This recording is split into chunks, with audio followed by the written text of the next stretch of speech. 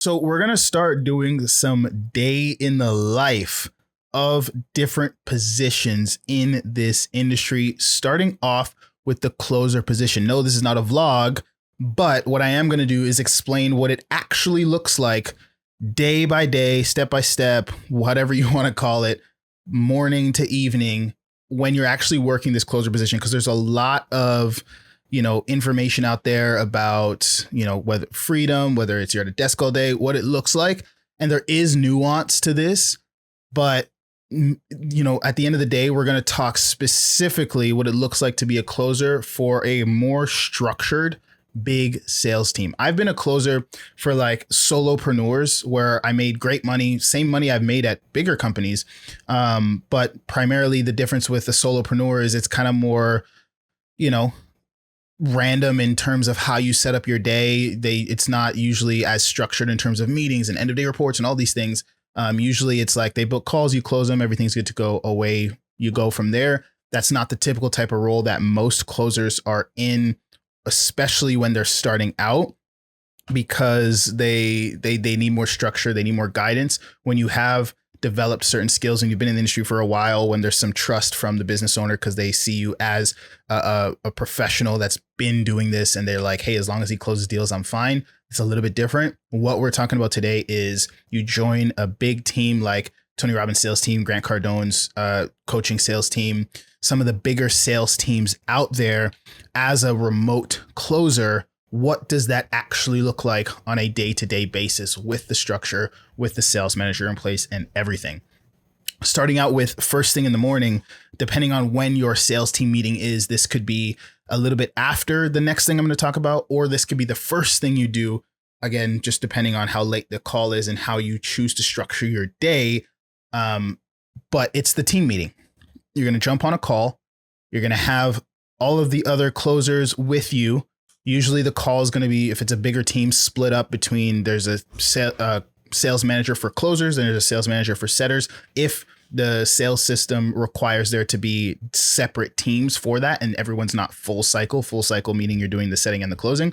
But if it's a team where there's closers and there's setters, you usually have got the closer manager, you've got the setter manager, and those are different team calls with different structures throughout the day and how it looks. But you have that team meeting, and typically the team meeting is pipeline review and call review. It's usually just sales training where they're looking at your calls, they're going through them, and they're seeing where you guys could have improved and how you could have done better. You're bringing recordings of your calls, of ones that you want to be reviewed and where you want to say, hey, I don't know how I could have overcome this objection. I don't know how I could have got this prospect to open up more. And that sales manager is going to sit there, review your call, and give you feedback. Maybe your other colleagues are going to give you feedback as well. And you guys are going to plan out your pipeline, set projections, set targets that you will also be held accountable to on these calls. So projections meaning you are going to say, hey, this week I plan to close 5 deals. I plan to do, 30,000 in revenue, whatever the deal size is, you do the math there. I plan to collect this much cash, and you are going to be held accountable to those targets. So you want to make sure that you're not just saying random numbers or just saying pie in the sky goals. You want to project specifically what you are going to hit most likely and what you can push yourself to hit most likely, because a lot of times what the sales manager wants to do is use these numbers to collaborate with the marketing team and with the founder to plan out the ROI, the return on investment they're going to get from ads, and they'll know what to invest in ads. And the more that they can trust their sales team to project accurate numbers, the easier it'll be for them to coordinate with the marketing team on what to spend, so on and so forth. And especially you as a sales rep, if you're someone who's consistently hitting their targets, that bodes very, very well for how you look to your sales manager, to the founder, and to any types of deals, promotions, higher commissions, or whatever you want, bonuses that you want to achieve, because you are looked at as someone who does what they say they're going to do. So always make sure when you're setting projections that it is as accurate as possible without lowballing, right? Like if I think I'm going to go out and close 5 deals in the week, I'm not going to say 2. I'm not going to say 3 just so I can hit. I also want it to be a goal that's attainable, but will take some work, right? Now, some teams, because of this, I've even seen teams set 2 kind of projections, but they're not both projections. One would be a projection for like, this is no matter what, this is what I'm going to hit. And then they'd set a goal, right? So it's like, this is what I'm projecting. This is what I'm reaching for. So they might say projecting 5 closes this week, but my goal is 7, right? That's a little bit better. Maybe you land 6, everything's good. You hit 5, everything's good. You hit 7, you're crushing, right? But that's typically what the team meeting is: setting targets, going through pipeline, reviewing calls, and seeing where the areas of improvement. Then usually at some point in the day, usually right after the team meeting is what I would do, is what most people did that I've worked with. Again, nothing you don't necessarily have to schedule out your day specifically in this order, but typically what happens after that is now you're doing your follow-up targets or your pre-calls. So follow-up targets, which means so that I'm not scrambling throughout the day, I'm going to go through my pipeline and I'm going to say, okay, this is who I'm going to follow up with today. This is who I'm going to reach out to. This is how I'm going to work my pipeline. You're just organizing your CRM and all of those things. Now, then I'm going to make pre-calls. Pre-call touch points, pre-text touch points is simply just looking at who's on the calendar for today, picking up the phone, give them a call, and making sure that we're still good to go for that meeting. Because the number one worst thing you can have is a bunch of no-shows on your calendar. It's a huge waste of time for a closer to have 5, 6, 7 calls on the calendar. Let's say you have 5 calls on the calendar and only 2 of them show up. That's, if the calls are booked in for an hour each, that's 3-hour slots that are empty, and it's wasted time. And we'll talk about what we usually do with that time afterwards. But what you want to do is pre-call. I found that when I pre-called, the show up rate was boosted by like 20% when I called people when they booked in, and actually confirmed the call, had a 5-minute conversation, gave them some expectations of what was going to happen. And usually I'm not just calling the people on the calendar for that day. I'm calling the people that booked in most recently, making sure that we're good to go, whether it's the next day or the day afterwards. Usually calls get booked out 3 to 4 days in advance, but I'm calling them just to touch base. So there's a human touch point, and not everything is like automated messages and AI and all that stuff. There's a human on the other end of this that you're going to meet up and speak to, kill some of that anxiety.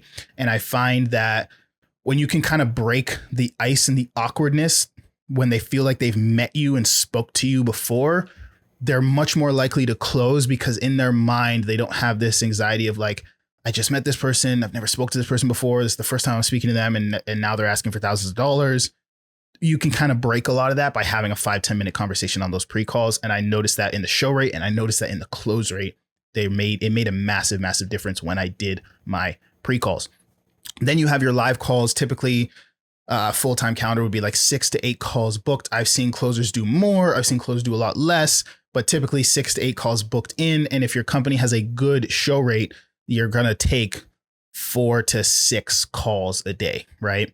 Now, there's always going to be some degree of no-shows. I mean, 100% show rate would be great, but you might have 20% people not show up, 30%, depending on the offer, depending on how the call was booked, depending on if you did your pre-calls or if the call was booked from an appointment setter or if it just got booked from ads, can heavily sway the show rate. I've seen 90% show rates, 100% show rates on some days, and then other days, half the calls show up. So you want to make sure that you have a good system in place to ensure that people know the time, they're ready for it, they've made time for it in their own day, they're going to be home in a place where they can have the conversation and everything's good to go.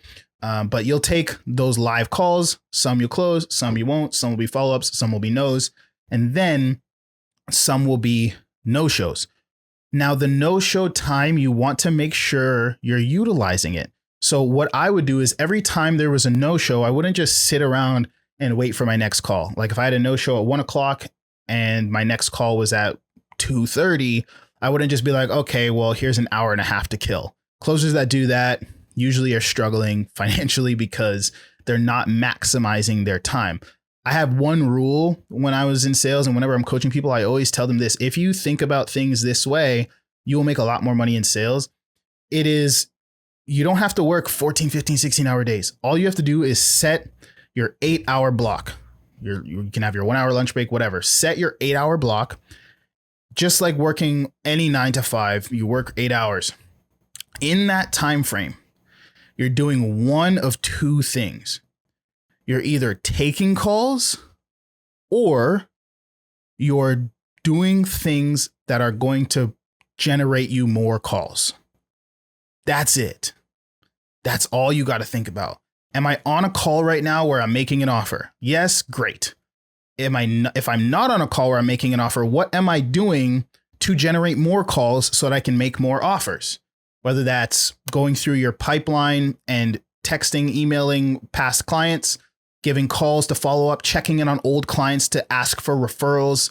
To if they're doing well in the program, you could say, hey, do you have anyone else we could refer me to? Happy clients tend to love giving referrals, whether it's connecting with your old clients on social media, whether it's going through the lead list. I know some closers love to just get inbound leads, but some of the closers I've seen make the most money and people on my team that made the most money weren't afraid to set their own calls as well. And usually businesses are willing to give you extra commission for self-setting. You might get 10% for closing a deal that booked into your calendar through their system. But if you go and negotiate with your sales manager and talk to the business owner, usually there's an extra 3 to 5% for deals closed that you set yourself because they don't have to pay the setter that percentage, right? So usually there's leads coming in on a daily basis, hundreds of leads, and the setters are dialing them. You can say, hey, I've got a no-show right now. I've gone through all of my people to follow up with. What if I just went and dialed some old leads in the system that nobody's dialing to see if I can set a couple extra deals for myself? Tons of times I had closers pick up the phone during their no-show, call a couple people, and those people picked up and they set a call for themselves and then closed that deal. That's extra cash that wouldn't have been there. So again, you're always utilizing that time. Instead of sitting for an hour and a half, you use that hour and a half to set 2-3 extra calls for yourself. There you go. There's cash that wouldn't have ever been there. And it helps keep your calendar full at all times. So you're never worrying about an empty calendar or who am I going to offer, right? So you take those live calls. When the live calls no show, you follow up, you self-set deals, and you do everything you got to do to get more calls on the calendar.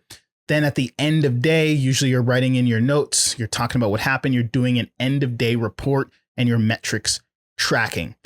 Closers hate doing this, but metrics are so important so that your sales manager can see where the gaps are. So many times, like if your team has detailed metrics, it is so helpful because if you're putting in calls taken, calls showed, offers made, deposits closed, all of these things, cash generated, revenue generated, units closed. If you're putting in all these metrics, it sounds like a lot, but you can look at the disparity and say, hey, our close rate's low, but our offer rate is low. And I noticed that when you do make an offer, you close the people you offer at a very high rate. So that tells me one of two things. Either for some reason you're not offering more people because maybe you're afraid to make the offer because you want to keep that offer to close rate high, or we don't have enough quality people on your calendar for your offer rate to be high. So I can look into that now as a sales manager. I can look into that and be like, okay, do we have a lead problem or do we have a closer not making offers problem?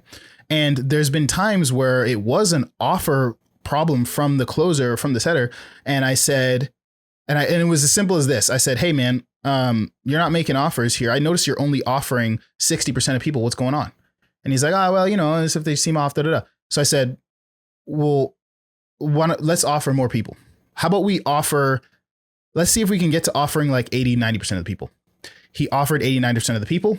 His close rate went up, his units went up, his sales went up, his commission went up just from offering more people. Nothing changed on the lead side. Nothing changed anywhere else. But a sales manager would never be able to give that feedback and help and catch these things if they don't have the metrics. So that's why as a closer at the end of the day, detailed end of day reports are important. Take the 5, take the 10, take the 15 minutes and do a detailed end of day report and submit it so that you're a good sales manager, a good founder will go through these and try to see where things are off and go from there. But and usually again, that's an 8 to 9 hour day. If your calendar is stacked and full, sometimes it can be shorter, depending on, again, how many calls show up, with how many live calls you get. But typically with a big company that has no shortage of calls to book on the calendar, that's what the day might look like. And then that's the average day. Again, I know a lot of people might advertise this industry as like work 3-4 hours a day and make all this money. And certain offers, yes. With certain skill sets, yes. With certain setups, yes. But that's not the average day. That's not typically with the big structured team and what it looks like. Some days can look like that, especially if you're hitting projections, you're hitting your numbers, you're generating cash. But if you are, why not just generate more, right? Because at the end of the day, you want to earn as much commission as possible within a time frame that allows you to stay sane, like an 8-hour work block, instead of just wasting a bunch of time that like on the beach or something when you don't necessarily need to. At the end of the day, this is a job. It is a full-time job, and you can make tons of money when you are intentional and stay ahead rather than trying to chase a KPI so that you can always just not work anymore. If you get ahead always, and you're always thinking about, okay, in this block, I'm either generating calls or closing calls, you have to think less about the days that are slow because you've done the work to compensate for those days. When the marketing dips, you've already have a bunch of sets on the calendar because of the work you did on the days when the marketing was great. Hopefully that helps. That's kind of the day in the life of the closer. I'll see you guys in the next one. Let me know if you want to hear more about, we can talk about the CSM role and what the day looks like there. I've been in that position. We could talk about the setter role and what a day looks like there. We can go through all of these, but again, that is what a closer's day typically looks like. See you guys in the next video.